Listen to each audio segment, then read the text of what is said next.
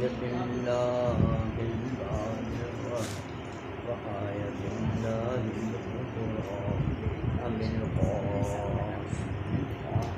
آل محمد صلوات اللہم صلی علی محمد وعلی محمد. رب خاخران محترم بچوں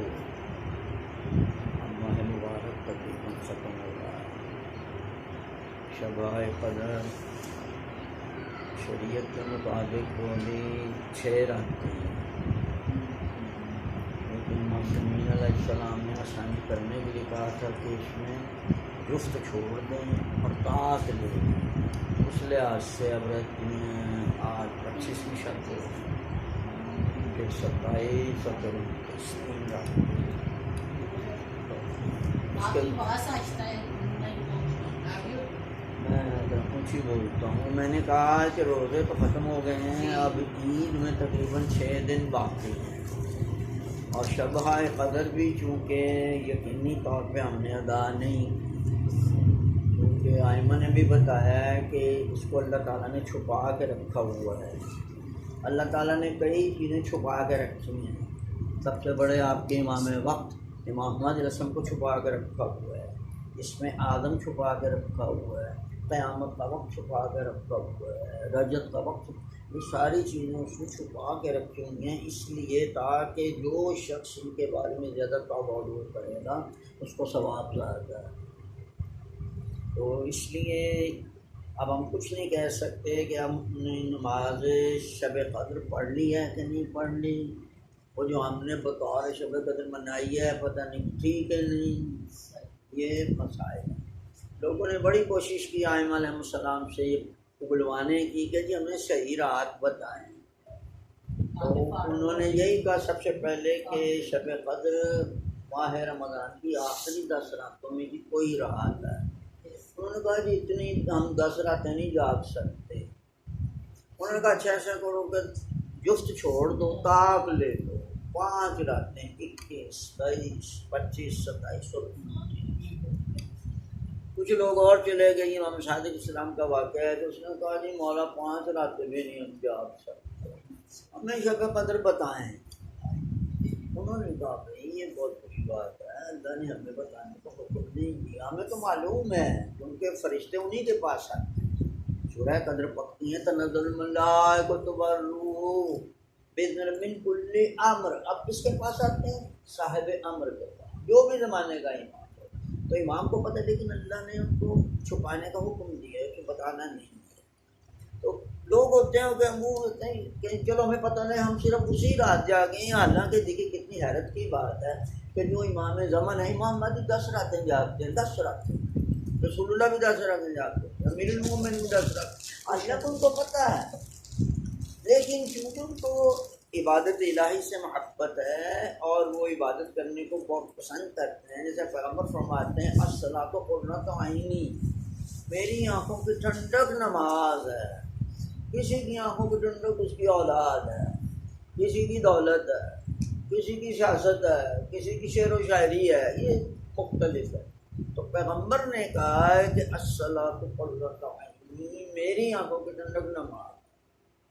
لہٰذا وہ پڑھتے رہتے تھے، زیادہ ہی نمازیں پڑھتے ہیں. 51 رکعت تو عام ہی بندے پڑھتے ہیں، وہ اس سے زیادہ پڑھتے ہیں. تو اب لوگوں نے کہا جی کہ نہیں ہمیں اور مختصر کرتے ہیں. انہوں نے کہا اچھا پھر طاقت آتے ہیں لے لیں. انہوں نے کہا جی 5 بھی زیادہ. پھر انہوں نے کہا اچھا 3 لے لیں، 21 23 27. انہوں نے کہا یہ بھی زیادہ ہیں. انہوں نے کہا پھر 2 لے لیں، 21 اور 23. جب اس نے کہا یہ بھی زیادہ ہے تو امام ناراض ہو گئے. انہوں نے کہا کتنے افسوس کی بات. 2 رات ہاں یہ پھر بھی بڑا ٹیمپرامنٹ ہے مولا کا. اچھا مائیں ہوتی تو اب آج کرنی ہوتی تو پہلے ڈنڈا پکڑ لیتی ہوں. میں بھی ہوتا تو میں 2 منٹ کے بعد پکڑ لیتا. ہاں لیکن انہوں نے بڑے آرام سے کہا کہ کتنا افسوس ہے کہ تم 2 راتیں بھی نہیں جاگ سکتا. میں 10 راتیں جاگتا ہوں، مجھے معلوم ہے شب قدر کون سی ہے، مگر میں اس لیے جاگتا ہوں کہ اللہ کو عبادت پسند ہے. ہم دیکھیے جو بھی میری بہن یا بھائی یا بچہ جاگتا ہے وہ اللہ کا تو کچھ نہیں فائدہ کرتا. اپنے گناہ بخشواتا ہے نا. شاہ جی ویسے ہمیں تو اتنا سرور آ رہا ہوتا ہے، اب ہمارا دل نہیں چاہتا کہ رمضان جائے. ماشاء اللہ. ایک روزے کا یہ آپ کی اور ایک محرم کے مہینے میں کے جانے کے بعد اداسی ہوتی ہے بہت زیادہ. یہ آپ کی محبت ہے نا کہ آپ کو ماہ مبارک سے محبت ہو گئی ہے، یہ آپ کو ماہ محرم سے محبت ہے، یہ تو آپ کی بات ہے. لیکن عموماً ناس کی آپ بات کریں نا کہ جب محرم یہ ماہ مبارک آنے لگتا ہے تو کوئی اوے روزے آ گئے یار، او روزے آ گئے. اب یعنی ایسے جیسے خدا نہ کر اللہ اس کا ویلکم کر. پیغمبر نے، میں نے خطبہ کو سنایا بھی تھا نا، پیغمبر نے کہا تھا کہ اکبر علیکم شہر اللہ فاستقبلوہ بقلوب صادقہ نیات طاہرہ. اللہ اکبر، یہ ماہ مبارک آ رہا ہے، تم بھی اس کا استقبال کرو پاک و پاکیزہ دلوں کے ساتھ اور خالص نیتوں کے ساتھ.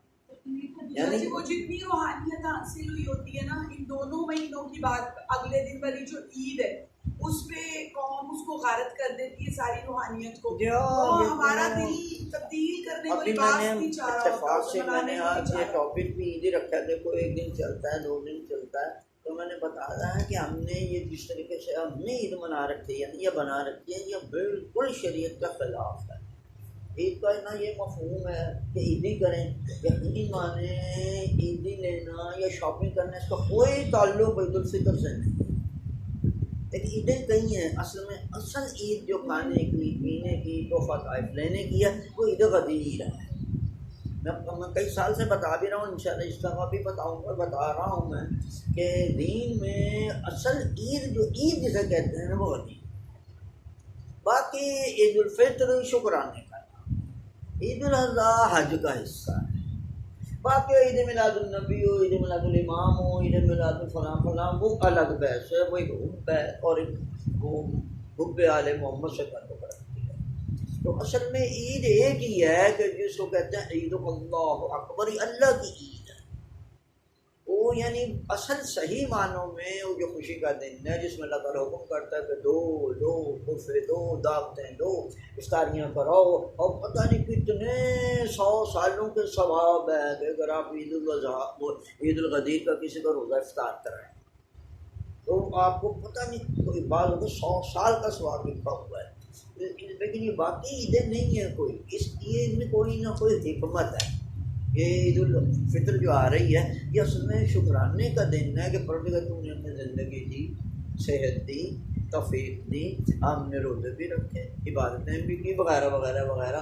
یہ ایک شکرانے کا مسئلہ ہے. عید الاضحیٰ حج کا حصہ ہے.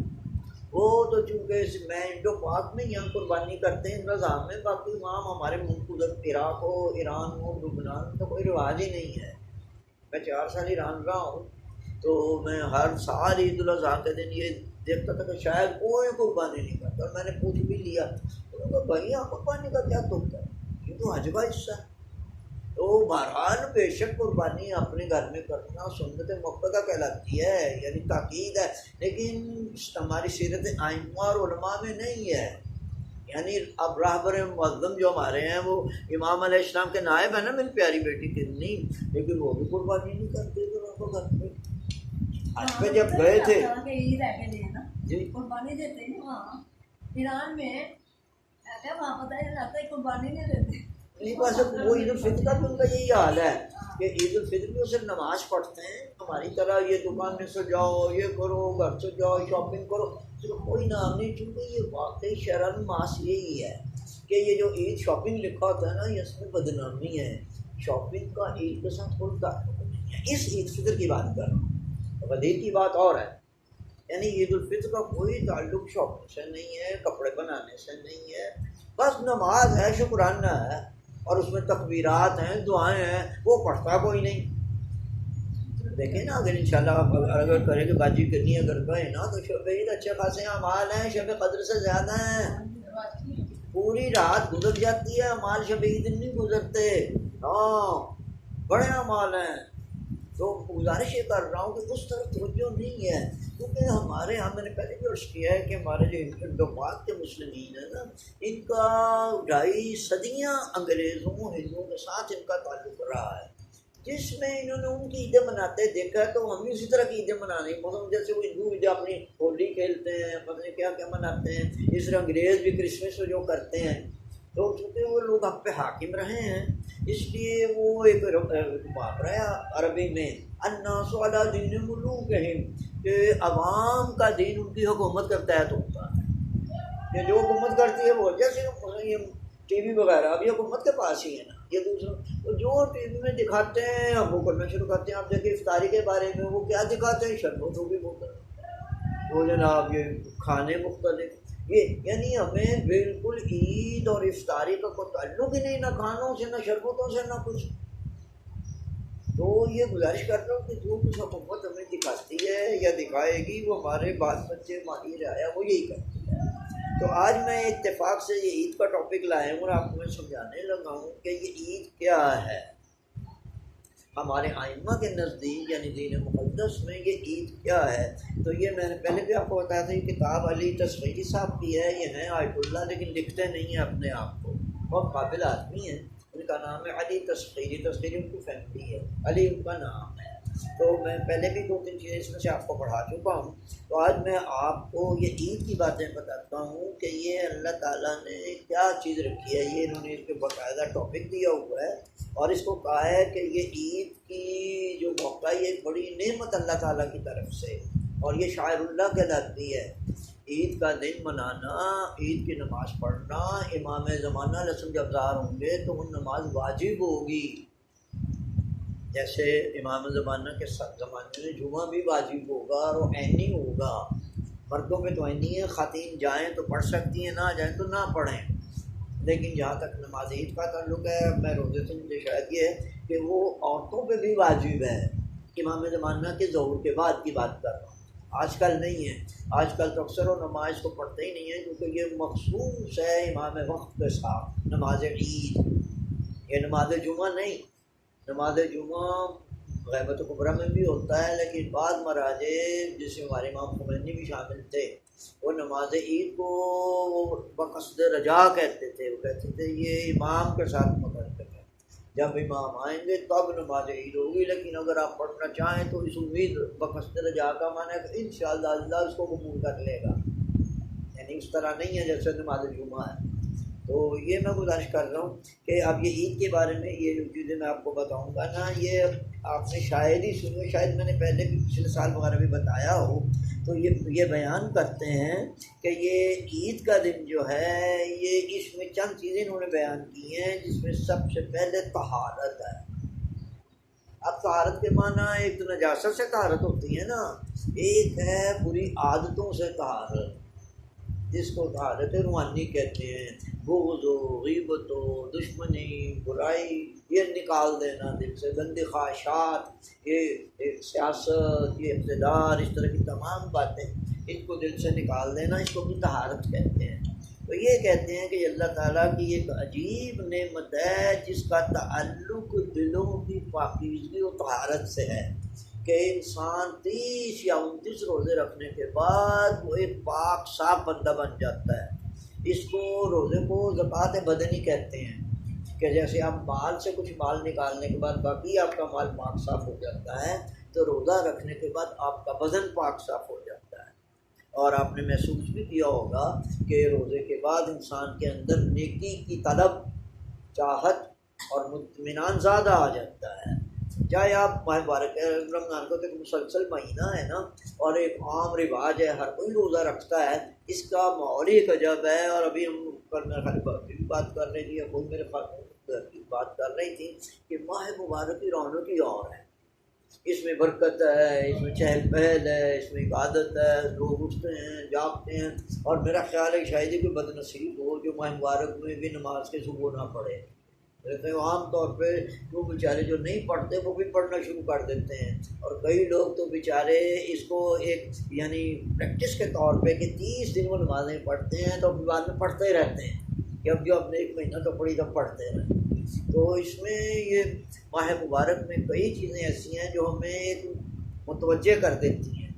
وہ بے شک وہ بھوک اور پیاس اپنی جگہ پہ ہے، لیکن عبادت کا شوق اب دیکھیں نا جیسے ابھی کہہ رہی ہے میری پیاری بیٹی تو جی ہم اداس ہو رہے ہیں، ایک اداسی یہ بھی ہے کہ جی ہم شب قدر منا رہے ہیں، ہم اکٹھے ہو رہے ہیں، نماز قضائیں ادا کر رہے ہیں، دعائیں مانگ رہے ہیں، عمل قرآن ہو رہا ہے، جناب وہ فلاں دعا پڑھی جا رہی ہے، فلاں صورتیں پڑھی جا رہی ہیں، جیسے ماشاء اللہ میری بیٹیوں نے پڑھی بھی ہے، آپ نے سن بھی دیا ہے۔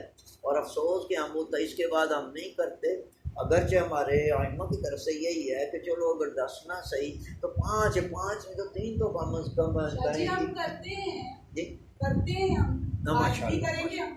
ماشاء اللہ اچھی بات ہے، مجھے یاد ہے کیوں میں عام کی بات کر رہا ہوں، اب ہمیں بھی میں عوام الناس کی بات کر رہا ہوں کہ آپ جو بھی کرتے ہیں اگر آپ اس میں ہیں یا میں ہوں تو یہ بڑی خوش نصیبی کی بات ہے کہ ہم یہ 5 راتیں بنتی ہیں، یہ پاک راتیں ہیں کہ اگر چلو 5 راتوں میں انسان کرے تو واقعی انسان کی روحانیت کافی بڑھ جاتی ہے، اللہ کے ساتھ ایک رابطہ سا ہو جاتا ہے، ایک عادت پڑ جاتی ہے، ایک شناسائی سی ہو جاتی ہے، تو وہ واقعی اس کے بعد اس کا کئی دنوں نشہ رہتا ہے، ایک اس کی طبعاً اور انسان کی توجہ رہتی ہے۔ میں نے کہا نا کئی تارک الصلاح ماہور کے بعد پابند صلاح ہو جاتے ہیں، کئی میری خدا نہ کرے بے پردہ بہنیں باپردہ ہو جاتی ہیں، کئی خمسنا نکالنے والے خم دینا شروع کر دیتے ہیں، کئی زکوٰۃ نہ دینے والے، یعنی کافی لوگ یعنی دین کی طرف آ جاتے ہیں، روحانی کی طرف آ جاتے ہیں۔ مبارک یہ اس کو کہتے ہیں بائی پروڈکٹ کہ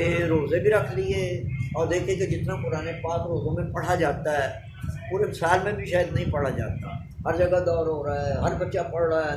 میں جب بھی جاتا ہوں میں کیا میں جاتا پوچھتا بیٹے تم نے کتنے سپارے ختم کیے، کوئی کہتا ہے جی میں نے پورا قرآن پڑھ لیا ہے، کوئی کہتا ہے میں نے 25 پارے پڑھے ہیں، کوئی کہتا ہے مقصد ایک رجحان ہے۔ پھر وہ کئی لوگ قضا نمازیں پڑھتے ہیں، کئی سنتیں پڑھنے شروع کر، تہجد بھی الحمدللہ جو اللہ کو بڑی پسند ہے، وہ اکثر میرے نوجوان بچے مجھے اس عمر کے بچے بھی ماہ مبارک میں اس کے عادی ہو جاتے ہیں، ایک ماحول بن جاتا ہے، اس میں لوگ جاگے ہوتے ہیں، سب اٹھے ہوتے ہیں، تو پھر وہ بعد میں بھی اس کو باقی رہتے ہیں، عید الفطر کے ختم ہو جانے کے بعد بھی پھر وہ آہستہ آہستہ آہستہ کچھ چھوڑ دیتے ہیں، کچھ پابند رہتے ہیں۔ مقصد یہ کہنے کہ یہ ساری برکات ماہ مبارک رمضان کی ہیں۔ تو یہ کہتے ہیں کہ عید میں انسان سب سے پہلے 30 روزے رکھنے کے بعد اس کا دل، اس کی روح ایک پاک صاف ہو گئی ہوتی ہے، اور یہ یقین مانوں کہ یہ روح کی پاکیزگی اللہ کی قربت کی علامت ہے کہ انسان جو پاک صاف ہوتا ہے نا تو یقیناً وہ اس کی اللہ تعالیٰ کے ساتھ رابطہ زیادہ بڑھ جاتا ہے۔ اور اس کے بعد انہوں نے 5-6 پوائنٹس لکھے ہیں کہ سب سے پہلے عید میں طہارت پیدا ہوتی ہے۔ اب یہ طہارت یہ کیا کہتے ہیں کہ سب سے پہلے کہ یہ روزہ جس کو بدن کی زکوٰۃ کہتے ہیں، ہم برابر 29 یا 30 دن ہم روزہ رکھ لیتے ہیں۔ اب یقیناً اس کا اثر ہے کہ آپ جیسے زکوٰۃ دیتے رہتے ہیں نا، آپ کے مال میں برکت پیدا ہو جاتی ہے، خدا اس کی گارنٹی دیتا ہے، وہ ضائع نہیں ہوتا، وہ چوری نہیں ہوتا، وہ نقصان ضائع نہیں، آگ نہیں لگتی، ایکسیڈنٹ نہیں ہوتا، وغیرہ وغیرہ وغیرہ۔ تو یہ کہتے ہیں اس کے بعد یہ ہم آپ کو بتا بھی چکے ہیں کہ روزے سے انسان کے اندر خلوص پیدا ہوتا ہے، ریاکاری ختم ہو جاتی ہے۔ روزہ وہ عبادت ہے جس میں ریاکاری نہیں ہو سکتی، کیونکہ یہ صرف بندے اور اللہ کے درمیان ہے، کسی کو دکھانے کا مقصد نہیں ہے۔ تو یہ کہتے ہیں کہ انسان کے اندر اخلاص بہت بڑھ گیا ہوتا ہے اور جہاں ریاکاری ختم ہو گئی ہوتی ہے، اور سب سے بڑی بات قرآن مجید زیادہ پڑھا جاتا ہے۔ ماشاء اللہ مجھ جیسا بھی جو شاید ہم سال میں شاید 2 سپارے پڑھے اس میں کافی پڑھ لیتے ہیں، صبح بیٹھے 2 پڑھ لیے، دوپہر کو بیٹھے 2 پڑھ لیے، شام کو بیٹھے 2 پڑھ لیے، ایک رجحان ہے قرآن مجید کی طرف، کیونکہ اس کو کہتے ہیں کہ ماہ مبارک یہ قرآن کی بہار کا موسم ہے۔ قرآن مجید اور کلام اللہ کا اور اس کے ماہ مبارک کا بہت تعلق ہے آپس میں، کیونکہ یہ ماہ مبارک میں نازل ہوا تھا اور پورا کا پورا قرآن پورے مہینے میں نازل ہوا تھا۔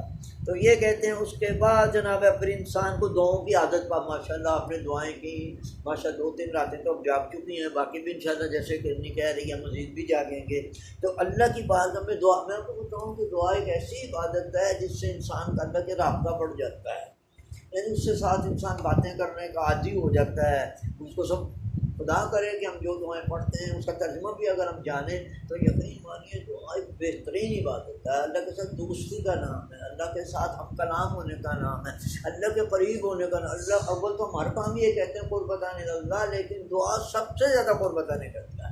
یعنی آپ بڑے، اور خصوصاً اگر آپ جیسے مناجات شعبانیہ پچھلے مہینے میں گزری ہے کہ وہ بالکل اس میں ایسے الفاظ ہیں، اگر آپ اس کا کلمہ پڑھیں تو جیسے انسان بڑے ہمدرد کے ساتھ، رازداری کے ساتھ، سرگوشی کے ساتھ جیسے انسان اپنے کسی ہمدرد سے باتیں کرتا ہے، جیسے ماں بیٹی ایک وہ رشتہ ہے کہ جس سے دونوں میں خلوص ہوتا ہے کہ ماں بھی بیٹی کی بات بڑی غور سے سنتی ہے، بیٹی بھی ہر بات ماں سے کر لیتی ہے وغیرہ وغیرہ، یا کوئی بہت معتمد علیہ سہیلی یا دوست ہو، تو یہ دعائیں بھی اس میں ہوتی ہیں۔ اور اس کے بعد یہ ہوتا ہے کہ انسان کا ضمیر پاک و پاکیزہ ہو جاتا ہے اور خرافات سے بچتا ہے، کیونکہ روزے کا نام ہی یہ ہے کہ مشرکین ہو کہ آپ کا منہ اور شرمگاہ بند ہو، آپ کی ہر خباثت بند ہو، آپ کی نگاہ پاک ہو، آپ یعنی کہ آپ کے قدم پاک و پاکیزہ جگہ پہ جائیں، ایسی جگہ یعنی آپ کا کوئی عضو بدن خلاف شریعت کام نہیں کرتا۔ تو یہ ایک بہت اعلیٰ بات ہے۔ اس کے بعد انہوں نے یہ پہلا یہ ٹاپک بتایا ہے کہ ہر طرح کی طہارت، ذہنی طہارت ہو جاتی ہے، انسان گندے خیالات نہیں کرتا، کیونکہ روزے میں گندے خیالات کرنا، گندی باتیں سوچنا، اسی لیے یہ فلمیں، یہ وہ ڈرامے یہ روزے میں ممنوع ہیں، اور یہ بعض اوقات ان سے روزہ باطل ہو جاتا ہے، کیونکہ یہ ڈرامے اور یہ اس قسم کی چیزیں ہمارے ذہن کو متاثر کرتی ہیں، اور روزہ ذہن کا بھی ہے۔ روزہ یہ نہیں کہ میری آنکھ کا ہے، میری بصارت کا بھی ہے، بصیرت کا بھی ہے۔ میں تو ایسی باتیں نہ سوچی، بس میں روزہ رکھا، میں پلان بناؤں کہ میں نے بابی زارا کے گھر چوری کیسے کرنے جانا، بے غضب کا روزہ گیا رکھا میں نے روزہ ہوا ہے، تو پلان میں یہ بنا رہا ہوں کہ میں اپنی مسلمانی مومن بہن کے گھر چوری کیسے کرنے جاؤں، سے کیسے، ہاں یا اور کوئی مسئلہ غلط قسم کا، تو یہ بھی غلط ہے۔ یعنی ذہن کا بھی روزہ ہے، سوچ کا بھی روزہ ہے، بصارت کا بھی، بصیرت کا بھی، گفتگو کا بھی، زبان کا بھی، اور تقریباً یعنی تمام عضو بدن، ہاتھ کا روزہ، پاؤں کا روزہ وغیرہ وغیرہ۔ تو یہ کہتے ہیں کہ یہ سب سے پہلے جو عید ہے، یہ اسی طرح 30 دن پر آپ، جیسے میں نے ابھی عرض کیا ہے کہ انسان کو پریکٹس کے بعد اتنا پاک صاف کر دیتی ہے کہ اب وہ اللہ کے قریب ہو جاتا ہے، کیونکہ آٹومیٹکلی گندا بندہ، اب دیکھیں نا سیدھی بات ہے، سب سے پہلے لباس، کیا حکم ہے کہ آپ نماز میں صاف ستھرا، اب صاف ستھرے کے معنی ایک تو نجاست سے صاف، ایک اس میں میل کچیل یا کسی کا حق نہ ہو، اب چوری شدہ نہ ہو، اس طرح یعنی کسی قسم کی اس میں گندگی و غلاظت نہ ہو، چاہے ذہنی، روحانی، ظاہری، باطنی اس میں نہ ہو۔ تو یہ کہتے ہیں کہ یہ عید کا دن جو ہے 30 دن کی بدنی زکوٰۃ کے بعد اور بدنی طہارت کے بعد حاصل ہوتا ہے، اور یہ ایسا دن ہے اور یہ ایسا یعنی یہ کیفیت ہے کہ جو عام باقی سال میں نہیں پیدا ہو، نہیں برابر۔ اور پھر یہ صرف روزے کی بات نہیں ہے، اس میں قرآن مجید بھی پڑھا جاتا ہے، دعا بھی پڑھی جاتی ہیں، شب قدر میں توبہ استغفار بھی ہوتا ہے، لوگ واقعی روتے بھی ہیں، اپنے گناہوں کو صاف بھی کر لیتے ہیں رو رو کے۔ تو یہ مسئلہ ہے۔ دوسری وہ کہتے ہیں کہ یہ عید میں سب سے بڑی عظمت اسلامیہ نظر آتی ہے۔ اب آپ لوگوں کو نہیں پتہ، وہ جب آغا علی صاحب ان کے بڑے والد صاحب تھے تو ہم نماز عید پڑھنے جاتے تھے موچی دروازے کے باغ میں، موچی کے باہر تھا، تو وہ اس میں ایک عجیب حکم ہے کہ نماز عید پڑھنے جانا ہے تو جائیں اس راستے سے، اس راستے واپس نہ آئیں دوسرے راستے سے، تکبیرات پڑھتے جائیں، تکبیرات پڑھتے آئیں۔ اب ایک ہی تکبیرات پتہ نہیں، آپ کو پتہ ہے، یہ مجھے نہیں پتہ، جو ہے کہ وہ تکبیرات ہیں باقاعدہ، اللہ اکبر، اللہ اکبر، لا الہ الا اللہ، واللہ اکبر، للہ الحمد، لا، اس طرح کی وہ پوری لائنیں ہیں، وہ پڑھتے پڑھتے جاتے ہیں۔ یقین مانو اس کی تو ہیبت ہے۔ بچے ہمارے یہاں کو ہندو نہیں ہیں، کوئی سکھ نہیں ہے، لیکن پھر بھی اگر آپ اپنے گھر میں بیٹھے ہوں اور 150 آدمی یا 1000 2000 آدمی یک زبان یہ پڑھتا ہو تو آپ کا دل دہلتا ہے کہ یہ کیا آ رہا ہے، یہ کیا جلوس آیا ہے۔ سب دیکھتے ہیں، اور خواتین کھڑکیوں سے دیکھنا شروع کر دیتی ہیں، بچے باہر آ جاتے ہیں، دکاندار باہر اٹھ کے آ جاتے ہیں، لیکن آپ کے یہاں یہ کوئی نہیں ہوتا، نہ نماز عید کے کوئی راستے میں تکبیرات پڑھتا ہے، یہ ہم کرتے نہیں ہیں۔ اگر یہ واقعی ایسے کریں، میں نے گزارش کی نا کہ جب آج سے کوئی میرا خیال 30-35 سال پہلے کی بات ہے، بڑے آغا صاحب، آغا علی کے والد یعنی آغا حیدر کے دادا، وہ کہتے تھے کہ نہیں، جلوس بنا کے نماز عید پڑھنے جانا ہے اور جلوس بنا کے واپس آنا ہے، اور راستہ مجھے اس طرح یاد ہے جانے کے لیے ہم قاضی خانے سے ہو کے پہنچے کے تھانے سے گزر کے بعد میں تو آتے اکبری منڈی کی طرف سے تھے، اگر اس کے علاقے کا آپ کو پتہ ہے تو وہاں اور واقعی جب ہم تکبیرہ پڑھتے آتے تھے تو خود کئی مسلمان سب سے سنی اشیاء جو وہ دیکھتے کیا کر رہے ہیں، تو پھر ان کو بتاتے ہیں یہ اللہ کا حکم پورا کر رہے ہیں ہم، یہ اللہ کا حکم ہے کہ نماز عید پڑھنے جاؤ تو اس راستے سے جاؤ، اور دوسرے راستے سے تکبیرات کہتے جاؤ، تکبیر کہتے واپس آؤ، تاکہ اللہ کی کبریائی اللہ۔ اب تو دیکھیں نا ہمارا سارا زور شاپنگ پہ ہے، یہ میں ایسے نہیں کر رہا ہوں، یہ اس سے ہماری عبادت اور ہماری روحانی قوت پہ زبردست ضرب لگتی ہے کہ ہم نے شعار بدل دیا ہے۔ اب ہماری ساری کوشش یہ ہوتی ہے کہ دن میں اچھے کپڑے پہنوں، میں نئے کپڑے پہنوں، میں فلاں درس سے سلواؤں، میں فلاں یہ کروں، میں زرق برق کروں، سارے بندے میرے لباس دیکھیں۔ اب دیکھیں جب یہ رجحان ہوگا تو اللہ کی طرف کس کا ہوگا؟ تو جب کہ اللہ کی طرف سے ہے کہ عید الفطر کے دن سارا رجحان اللہ کی طرف ہو، کیونکہ اس دن یہ دیکھیں نا ابھی ہمارے یہاں آپ پھر کہیں گے کہ میں غلط باتیں کرنے تو میں صحیح کرتا، یہ جو ہمارے عیدی لینے دینے کا چکر ہے نا یہ بہت بری بات ہے، بہت۔ ہر بچہ عیدی مانگتا ہے، یہ شرعاً گناہ ہے، گناہ ہے، گناہ ہے۔ امام سجاد کی بات سناتا ہوں کہ عید الفطر کو تشریف لائے تو اس طرح کسی فقیر نے آپ نے کہا افسوس، عید الفطر اور 9 ذی الحج یہ 2 دن ایسے ہیں کہ اللہ تعالیٰ پتھر میں بھی کیڑے کو خود دیتا ہے اور تم مجھ سے مانگ رہا ہے۔ وہ ایمان ہے۔ ہمارے یہاں بچے ماموں عیدی کو، چچا عیدی کو، خالہ عیدی کو، فلاں، یہ غلط رواج ہے۔ پوچھا تھا اگر بچے خود عیدی نہ مانگے، کچھ بڑے ہوتے ہیں پیار سے خود ہی دے دیتے ہیں، نہیں دینا انہوں نے غلطی کرتے ہیں۔ یہ عیدی دین وہ عید غدیر ہے جو لینے دینے کی عید ہے، میں نے بتایا۔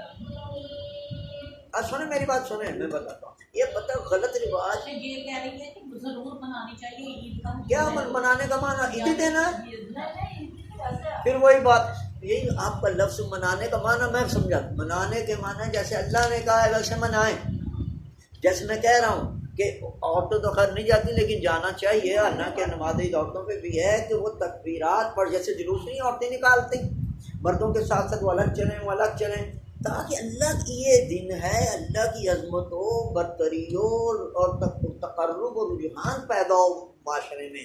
ہم نے یہ سارا زور پیسے پہ لگا دیا ہے، اچھے کپڑے ہوں، پیسے عیدی دیں، اور ایک رواج یہ ہم نے اس کو کرسمس بنا دیا ہے۔ انگریزوں نے چونکہ 2.5 صدیاں انگریزوں نے ہم پہ حکومت کی ہے اور ہندوؤں نے ان کا ساتھ دیا ہے، تو ہمارے تمام تہوار حتیٰ کہ ہماری عزاداری بھی اس سے متاثر ہے۔ میں آپ کو بتا دوں یہ بڑا اثر ہوتا ہے نا، میں پہلے ہی بتا چکا ہوں کہ الناس علی دین ملوکہم، جو حکومتیں ہوتی ہیں نا جو وہ بہت اثر رکھتی ہیں عوام پہ، وہ قانون ہوتا ہے نا ان کا، وہ طاقت ہوتی ہے ان کی، اس کی وجہ سے۔ تو یہ عید کا کوئی تعلق نہ شاپنگ سے ہے، نہ کپڑوں سے ہے، نہ عیدی دینے لینے سے ہے، بلکہ میں کہہ رہا ہوں کہ 2 دن ایسے سال میں آتے ہیں، امام سجاد کی بات بتا رہا ہوں نا کہ اللہ کے علاوہ کسی سے مانگنا قریب گناہ ہے، مت مانگو وہ دن، صرف اللہ پہ توکل۔ تو یہاں ہمارے خاص طور پہ عیدی مانگی جاتی ہے، کبھی وہ عید کارڈ تھے، اب وہ عید کارڈ نہیں، اب میسج شروع ہوئے ہیں۔ اب دیکھیں وہ حالوں کہ میں نہ کسی کو کرتا ہوں، میرا پورے میرے پاس فون ہے، دونوں میسیجیں بھرے ہوں گے، عید مبارک، عید مبارک، عید مبارک، ٹھیک ہے عید مبارک، لیکن اب جو عید اصل مقصد ہے مبارک وہ کوئی نہیں کرتا۔ اس دن اللہ کی برتری، اللہ کی طرف رجوع، اور یہ ساری جو دیکھیے آپ عید کے اعمال تو دیکھیں، تم کتاب کھول لیے مفادی کھول لیں، شب عید کے اعمال دیکھیں، روزے عید کے دیکھیں۔ سب سے بڑی بات کہ قبرستان کوئی نہیں جاتا، جب ایک بہت اچھا عمل ہے، اور ایک عمل ہے اعمال عید میں کہ اپنے مرحومین کے قبروں پہ جا کے فاتحہ پڑھو، اور یہ اصل عیدی یہ ہے کہ ان کو جو آپ نے روزے رکھے ہیں، جو آپ نے دعائیں پڑھی ہیں، ان کا ثواب انہیں جا کے اشال کرو۔ اگر قبر نہیں معلوم تو مولانا کہتے ہیں کہ شبیہ بناؤ، گھر پہ بنا لو شبیہ کرنی۔ کسی کو پتہ ہے، مشہور روایت ہے، ایک آدمی پیغمبر کے پاس آیا کہ میرے لیے دعا فرمائیں، آپ نے کہا تیری ماں زندہ ہے؟ کہا نہیں۔ کہا اس کی قبر کا پتہ ہے؟ نہیں۔ آپ نے کہا سچ ہے، یہ اپنی ماں کی قبر کا نہیں پتہ؟ اس نے کہا جی میں بہت چھوٹا تھا، فوت ہو گئے، مجھے کسی نے بتایا۔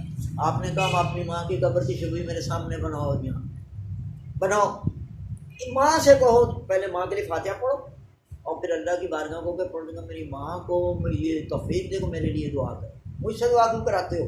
یہ معنی نہیں ہے کہ اس کی ماں کی دعا زیادہ قبول ہے، وہ اپنی ماں کی اہمیت بتا رہے کہ ماں کی قبر تک، ایک تو جب تک زندہ ہے وہ تو زندہ ہے، مرنے کے بعد اس کی قبر پہ جاؤ، اپنی حاجت اس کی قبر پہ جا کے اللہ سے طلب کرو، اس سے کہو کہ ہمارے لیے دعا کرے، وہ برزخ میں انشاءاللہ دعا کرے گی، اور ماں کرتی ہے، جب پیغمبر کا حکم ہے نا۔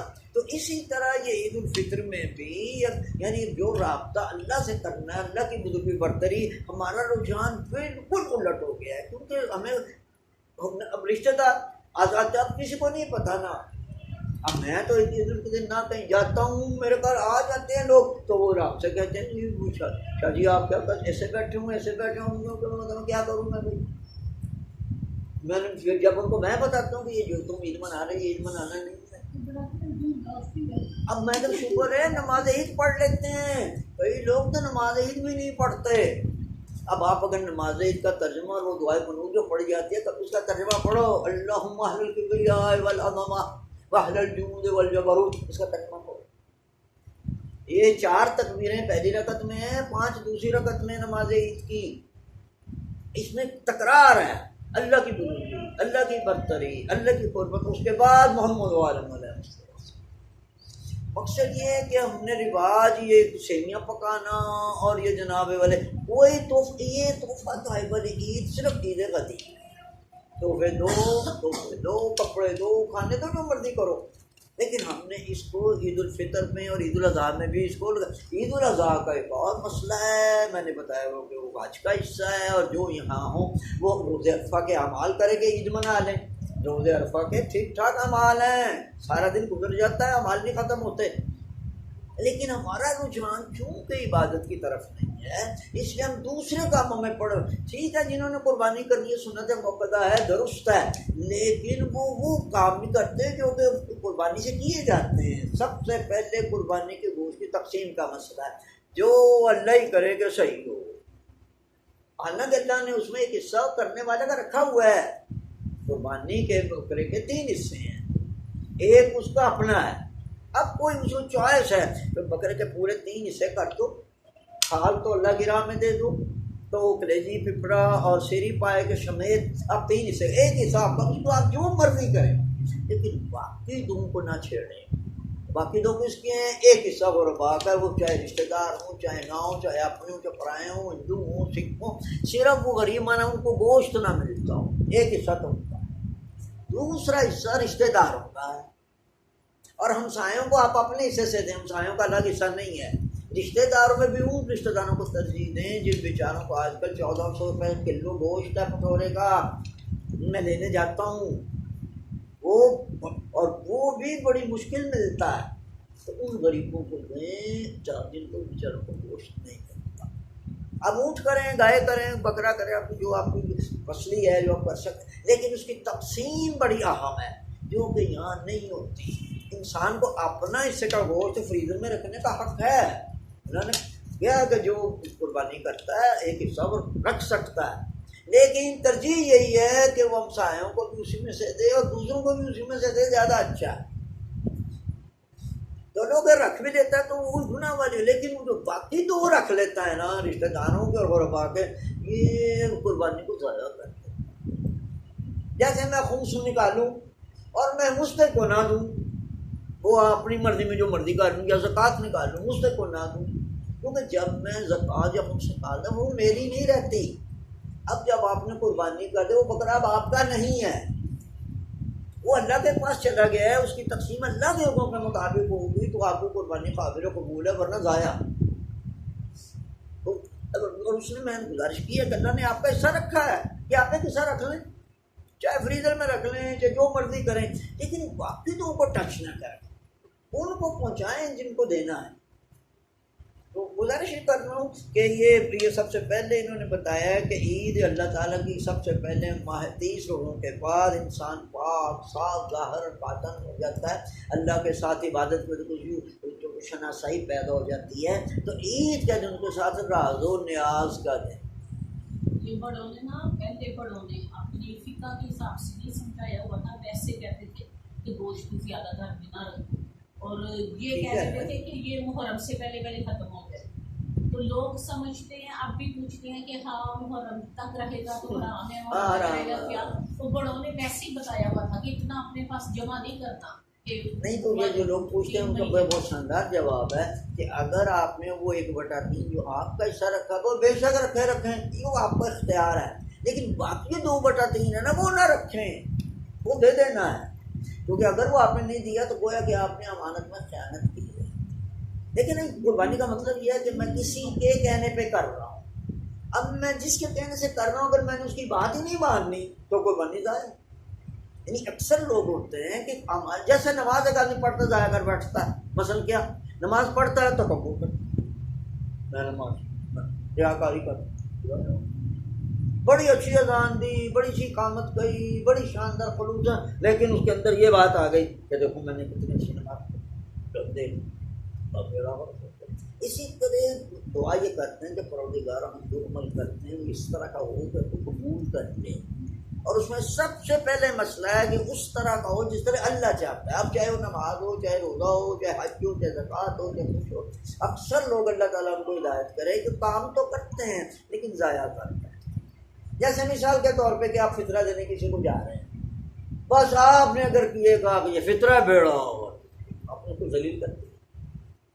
بگیا اب وہ فطرہ نہیں ہے, کیونکہ اللہ کا یہ مطلب تھوڑی ہے کہ تم یہ فطرے کی گناہ لوگوں کو ذلیل کر سکتے ہو, ان کی عزت نفس کو دھچکا لگاؤ. وہ اس طریقے سے دیتے ہیں. اس لیے وہ اچھے برادریوں میں بھی ہے, اچھے ملکوں میں بھی ہے کہ وہ ایک جگہ اکٹھا کر لیتے ہیں. بانٹنے والے اور ہیں, دینے والے اور ہیں. البتہ جو دیتا ہے تو کہتے ہیں کہ میرا فلانا رشتہ دار زیادہ اس کو بھی دے دیجیے گا, اس کا ایڈریس ٹیلیفون نمبر وغیرہ دے دیں تاکہ آمنا سامنے جائے, لیکن اس کو مل جائے. کیونکہ فطرہ یا زکوٰۃ یا خمس جو بھی نکالتا ہے سب سے پہلے اس کے قریبی رشتہ داروں کا حق ہوتا ہے. اب چونکہ خمس جو ہے وہ سادات کے علاوہ نہیں کسی کو دیا جا سکتا, ہمارے امام سے دیا جا سکتا, لیکن وہ اذن وکیل امام کی اجازت سے.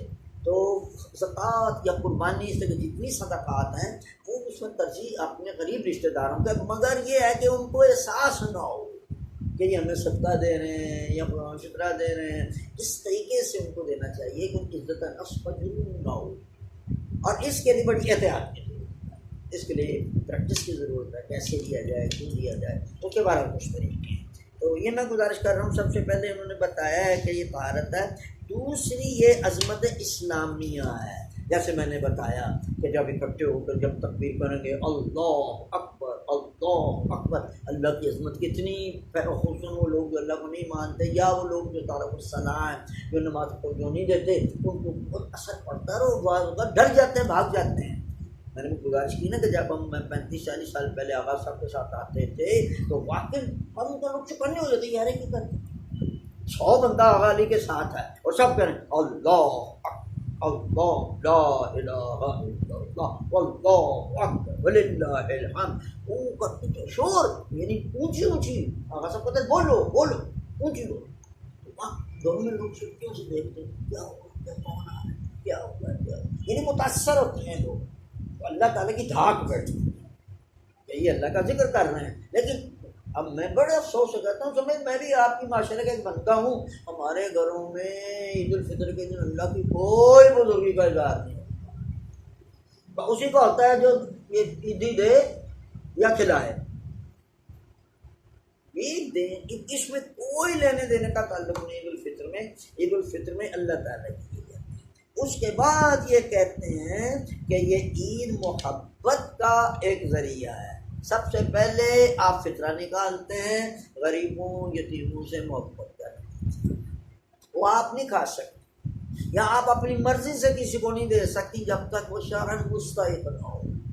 فطرہ میں نے نکالا, اب یہ میں نے جب نکال دیا اب یہ میرا نہیں ہے, یہ اللہ کا مال ہے, امام زمانہ کا مال ہے.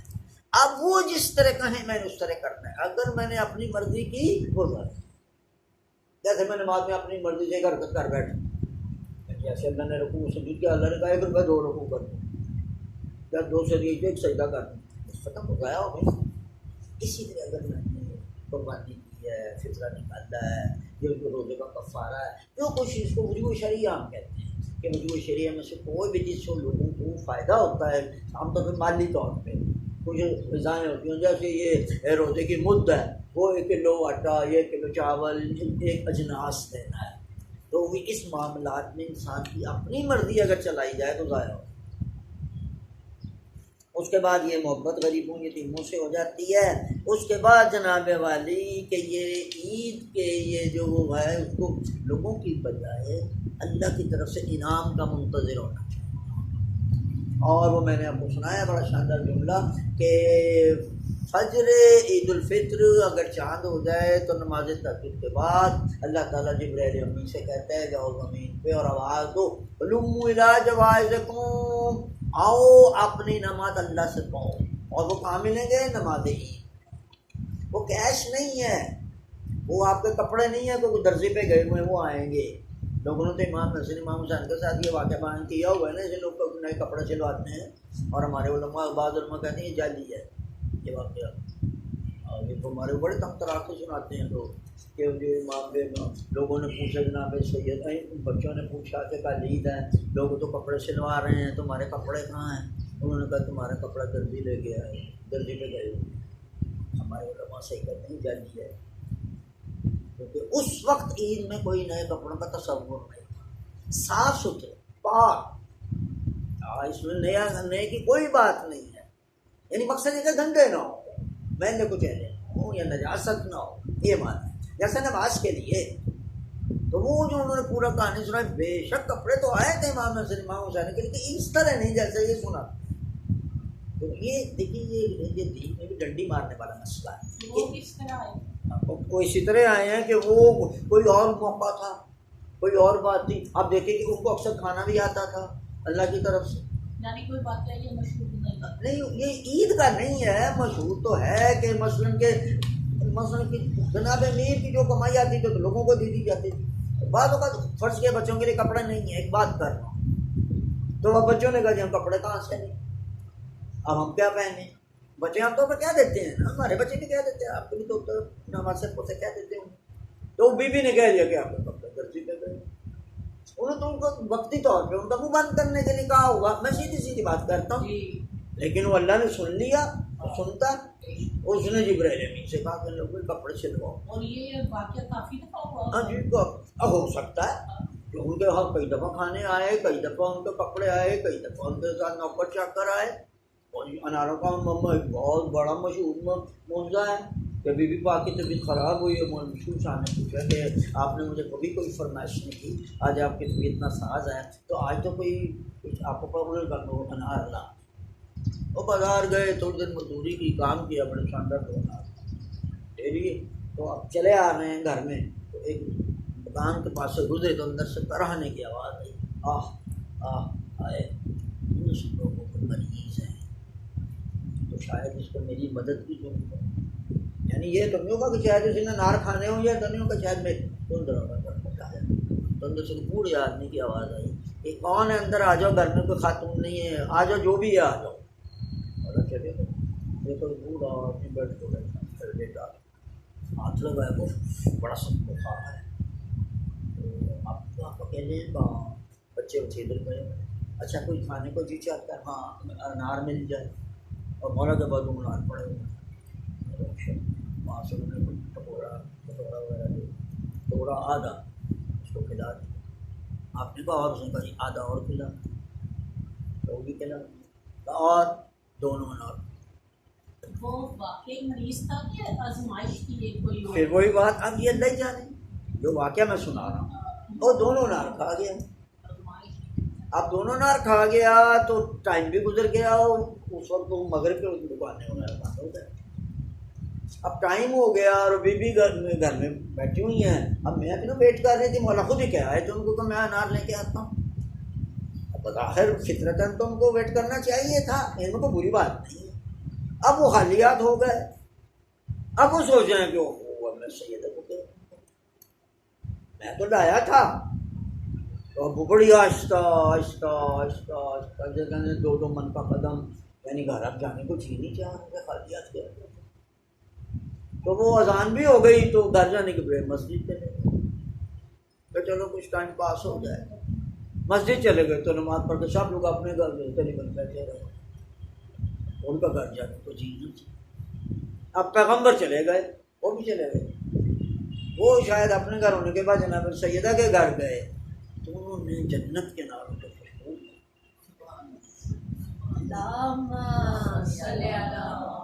ادھر ادھر دیکھا تو وہ کونے میں پورا ٹوکرا بھرا ہوا ہے.